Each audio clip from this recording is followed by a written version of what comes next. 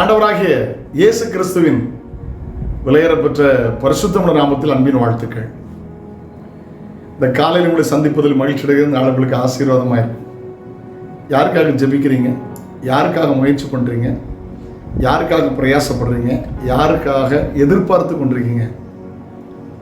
உடைய மன விருப்பம் நிறைவேறும். கரெக்டாக கத்தர் பிடிப்பார். யாரையும் அவர் விட மாட்டார். ஒரு நபரையும் அவர் புறக்கணிக்கிற தேவனே அல்ல. D.L. மூடி ஐயா அவர்கள் ஒரு முறை ஒரு பெரிய கூட்டத்தில் பிரசங்கித்துக் கொண்டிருந்தார். அந்த கூட்டத்துக்கு ஒரு பிரஸ் ரிப்போர்ட்டர், ஒரு பத்திரிகையாளர் வந்திருந்தார். D.L. மூடி ஐயா பிரசங்கம் பண்ணும் போதெல்லாம் ஒரு நல்ல உண்மை சம்பவத்தை சொல்லுவார். புத்தகத்தில் படித்ததோ பேப்பரில் படித்ததோ அது தவறல்ல. இயேசு கிறிஸ்து அநேக ஓமைகளினால தான் காரியங்களை விளக்கினார். கற்பனை கதைகளை சொல்லாமல் எனக்கு அந்த பழக்கம் உண்டு. நடந்த உண்மை சம்பவத்தை சொல்வது வழக்கம். கற்பனை கதைகளை நான் பிரசங்கத்தில் இதுவரையில் பயன்படுத்தியதில்லை. என்னுடைய 35 வருட பிரசங்க ஊழியத்தில் நான் கற்பனை கதைகளை பயன்படுத்துகிறதில்லை. வேதாம கல்லூரியில் பாடம் எடுக்கும்போது சொல்வேன், மாணாக்கர்களுக்கு கற்பனை கதைகளை பயன்படுத்தாதீர்கள், உண்மை சாட்சிகளை சொல்லுங்கள். அப்போ அவருடைய அந்த சாட்சி தொடும். ஐயா D.J. தினகரன் ஐயா உருக்காம பேசுவாங்க. எனக்கு ரொம்ப பிடிக்கும். நடந்த உண்மை சம்பவத்தை கேட்போமா அப்படின்னு சொல்லும் போதே உள்ளமெல்லாம் உருகிறோம். ரொம்ப நல்லா இருக்கும். அது மாதிரி தான் D.L. மூடி ஐயா பேசிக்கிட்டு இருந்தார். அன்னைக்கு அவர் பிரசங்கம் சொன்னார், ஒரு கடை தெருவில் கிறிஸ்மஸ் டைம் பொம்மைகள் தொங்கப்பட்டிருந்தது. அதில் கிறிஸ்மஸ் வாழ்த்து அட்டைகள்லாம் இருந்துச்சு. சின்ன வயசில் இப்போலாம் ஃபேக்ஸு இன்டர்நெட்டு அப்படிலாம் வந்துருச்சுல்ல.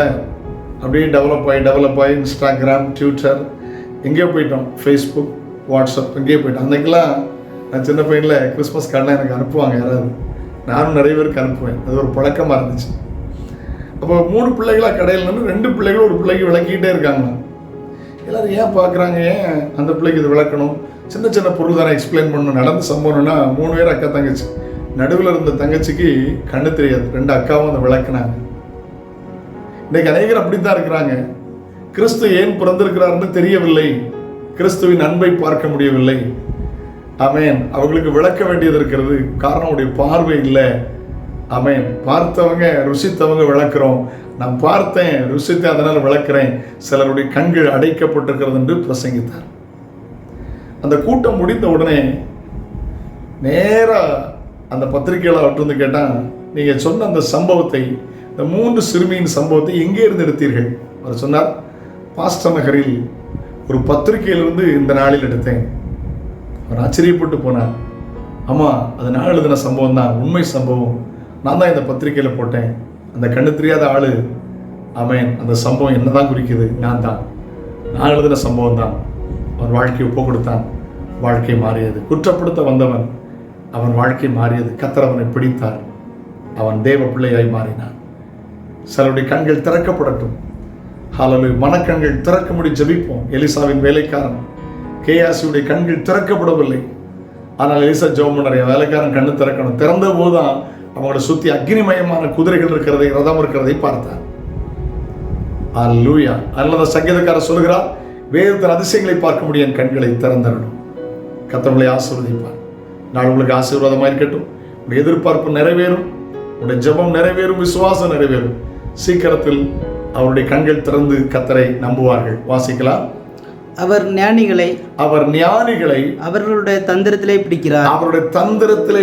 ரொம்ப ஞானி நினைப்பாங்க. ஞானிகளை வெட்கப்படுத்த பைத்தியங்களை அவர் தெரிந்து கொள்கிறார். அவர் ஞானிகளை தந்திரத்தினாலே பிடிக்கிறார். ஹல்லேலூயா.